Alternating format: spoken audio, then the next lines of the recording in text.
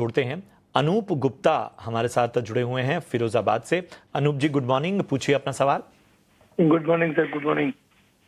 तो मेरे पास 6,000 IDFC first bank है एट द रेट ऑफ 83। 83? जी वो काफी ऊपरी स्तरों की आपकी खरीदारी है।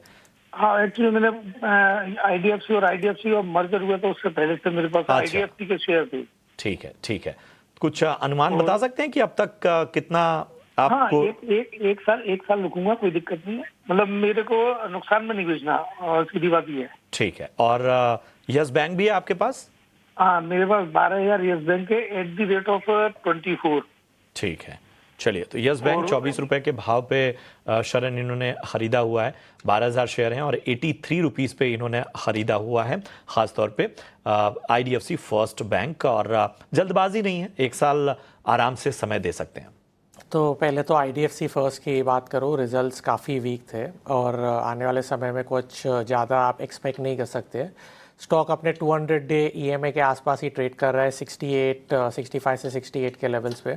और मुझे लग रहा है एक बार अगर ये लेवल तोड़ता है, आपको फास्ट नीचे के भी लेवल 60 के भी लेवल्स देखने मिल सकते हैं।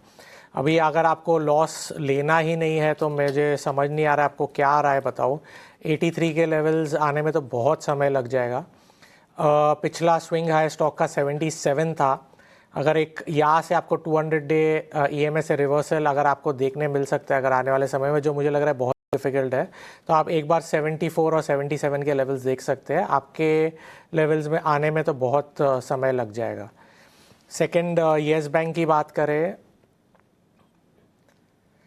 तो येस बैंक भी काफ़ी वीक है, 18-19 के आसपास चल रहा है, सारे ही मूविंग एवरेजेस के नीचे चल रहा है। आपकी बाइंग प्राइस वापस बहुत ही ऊपर है, हाई लेवल पे है।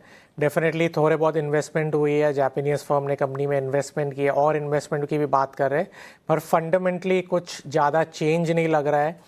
कंपनी मोर और लेस फुली वैल्यूड है। आप इसे एक बार 18 से 20-21 के रेंज में ट्रेड करते हुए देखेंगे काफ़ी लंबे समय तक। एक बार 21 के ऊपर गया तो आप 22 या 23 के लेवल देख सकते हैं। बाकी दोनों ही बैंक्स मेरे तरफ से तो बहुत ही वीक है। एक बार अगर हो सके तो आप एग्ज़िट करने का सोचिए, दूसरे अच्छे बैंक्स में एंट्री कीजिए। RBL बैंक थोड़ा अच्छा लग रहा है इस समय। आने वाले समय में क्विकली आपको 10 से 15% काइंड ऑफ रिटर्न दे सकता है। तो एक बार वापस सोचिए। मेरे तरफ से तो अवॉइड और एग्जिट की राय रहेगी दोनों में। ठीक है, तो अवॉइड और एग्जिट की राय आती हुई येस बैंक पर, लेकिन